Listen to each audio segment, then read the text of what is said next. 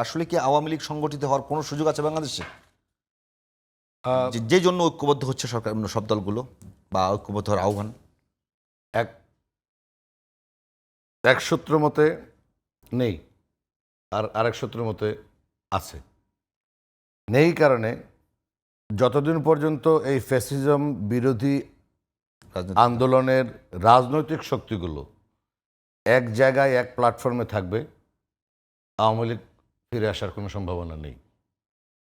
এখানে যখন ফাটল ধরা দেবে, তাহলে প্রশ্নটা ওই জায়গায় ফাটল কি দেখা দিয়েছে কিনা? তাছাড়া প্রশ্ন তো গতকাল উঠে গেছে যে ঐক্যবদ্ধ থাকতে হবে, ঐক্য এখন দৃশ্যমান করতে হবে। সে ফাটলটা কোথায়?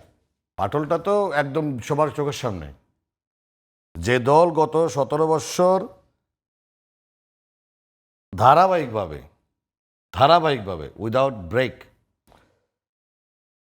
আপনার আন্দোলন করে গেল এই ফ্যাসিস্ট সরকারের বিরুদ্ধে, বিএনপির কত নেতা, ইলিয়াস আলী সহ অসংখ্য নেতা গুম হয়ে গেছেন এই দলের।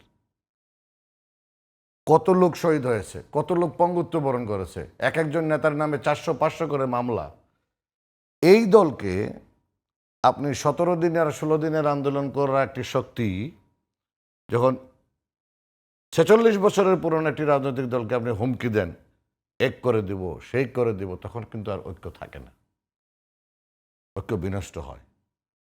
আমি বিএনপি করতে পারি, কিন্তু আমি কি অস্বীকার করতে পারবো 17 বছর জামাতে ইসলামের কোনো ভূমিকা ছিল না? ছিল। তাদেরও অনেক নেতা, জুডিশিয়াল কিলিংয়ের মাধ্যমে তাদের অনেক নেতাকে হত্যা করা হয়েছে, যেটা ইন্টারন্যাশনাল স্ট্যান্ডার্ড মেনটেন করা হয়নি এই বিচারগুলোতে। তাদেরও অনেক নেতা পঙ্গুত্ব বরণ করেছে।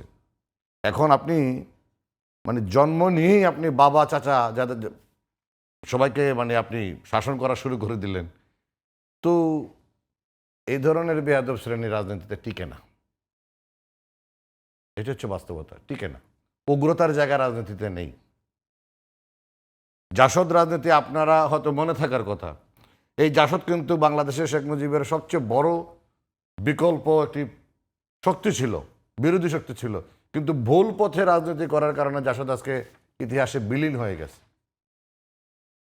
নিয়াজ ভাই, আপনার কাছে একেবারেই মানে এই বিষয়গুলো সে অন্য একটা বিষয় নিয়ে একটু কথা বলতে চাই। আপনাদের অ্যাক্টিং চেয়ারম্যান জনাব তারেক রহমান, আহ, সব জায়গা থেকে মোটামুটি এই দাবিটা আসছে যে তারেক রহমান যদি বাংলাদেশে এই মুহূর্তে উপস্থিত থাকেন, রাজনীতির চেহারা অন্যদিকে অন্য রূপ নিতে পারেন।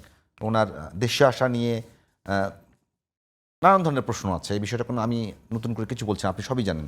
এই বিষয়টা নিয়ে কী বলবেন? উনি বাংলাদেশের নাগরিক, উনি বাংলাদেশের জন্ম, বাংলাদেশের সবচেয়ে বড় রাজনৈতিক দলের অ্যাক্টিং প্রেসিডেন্ট, অ্যাক্টিং চেয়ারম্যান, তো উনি তো বাংলাদেশে ফিরে আসবেন, এটা তো খুবই স্বাভাবিক বিষয়। কিন্তু আসছেন না তো। হ্যাঁ, সবে মাত্র ওনার পাসপোর্টটা ফেরত পেয়েছেন। বাংলাদেশি পাসপোর্ট ছিল না ওনার, এটা হয়তো আপনারা অনেকেই জানেন না।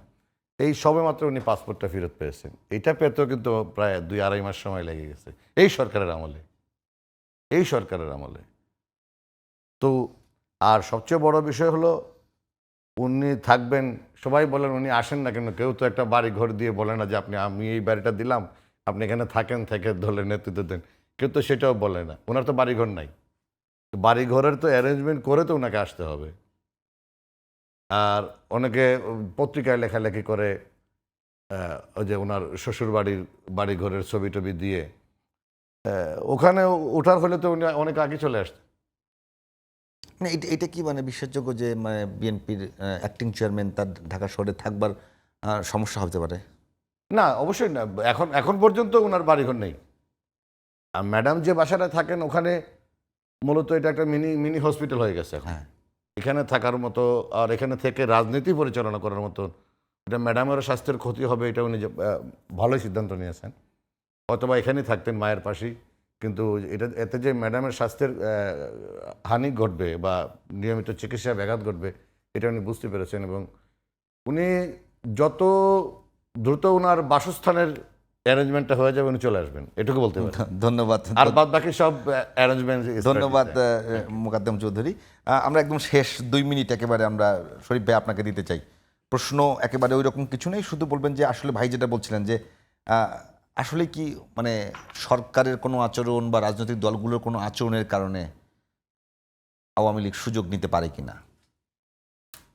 সরকারের ভুল সরকারের ব্যর্থতা এবং সরকারের ভুল রাজনীতির কারণে স্বাভাবিকভাবে আওয়ামী লীগ কতগুলো সুবিধা পেয়ে যাচ্ছে।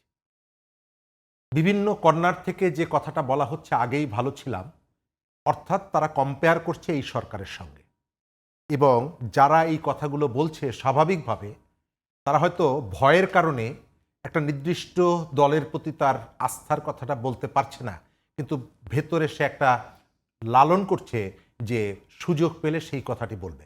সরকার এই কাজগুলো করতে গিয়ে, অপরাজনীতি করতে গিয়ে, বিদেশি স্বার্থকে প্রাধান্য দিতে গিয়ে এবং দেশের রাজনৈতিক দলগুলোর মধ্যে বিভাজন তৈরি করে একটা নির্দিষ্ট দলকে সুবিধা দিতে গিয়ে তার সমর্থক রাজনৈতিক দলগুলোর মধ্যে যে আস্থার সংকটটা তৈরি করছে, এখন সরকার অনুধাবন করছে যে বিষয়টা তার জন্য চ্যালেঞ্জিং হয়ে পড়ছে। বৈষম্য বিরোধী ছাত্র আন্দোলনের যে সর্বজন বিদিত নেতারা গোপালগঞ্জে গিয়ে যে পরিস্থিতির মুখোমুখি হয়েছে, তাদের কৃতকর্মের কারণে তাদের মনের মধ্যেও সম্ভবত একটা ভীতি তৈরি হয়েছে। আমরা আওয়ামী লীগের সেই অন্ধকার শাসনে ফিরতে চাই না, কিন্তু এখন সরকার যে কাজগুলো করছে এই কাজগুলো আমাদের জন্য স্বস্তিদায়ক না। গণ অভ্যুত্থানের পক্ষের শক্তি, তারপরে আপনি রাস্তায় নেমে তারেক রহমান সম্পর্কে যখন আপত্তিকর, অশ্লীল, কুরুচিপূর্ণ স্লোগান দেবেন, আপনি কিভাবে বিশ্বাস করেন বিএনপির কর্মী সমর্থক আপনাকে সাপোর্ট করবে? আপনি যখন মাইকের সামনে দাঁড়িয়ে ঘোষণা দিচ্ছেন যে আওয়ামী লীগ ছিল শাহী চাঁদাবাজ আর বিএনপি হচ্ছে ছেঁচড়া চাঁদাবাজ, তারপরে আপনি কিভাবে প্রত্যাশা করেন যে এই গণ অভ্যুত্থানের পক্ষের শক্তি আবার একটা জায়গায় থাকবে? ডক্টর ইউনূসের আশপাশে যারা আছেন তারা প্রতিনিয়ত রাজনৈতিক দলগুলোর মধ্যে যে বিভাজন তৈরির চেষ্টা করছেন, তার প্রেস উইং থেকে শুরু করে তার উপদেষ্টাদের কেউ এটি যদি অব্যাহত থাকে, আপনি কিভাবে মনে করেন যে মানুষ ডক্টর ধন্যবাদ। ইউনূসকে সমর্থন করবে? এবং ধন্যবাদ সমর্থন শরীফ ভাই, যখন আমাদের কমতে হাতে একবার থাকবে, সময় নেই। ততক্ষণ আওয়ামী লীগ আস্তে আস্তে সংগঠিত হবে এবং এটা তো স্বাভাবিক। ধন্যবাদ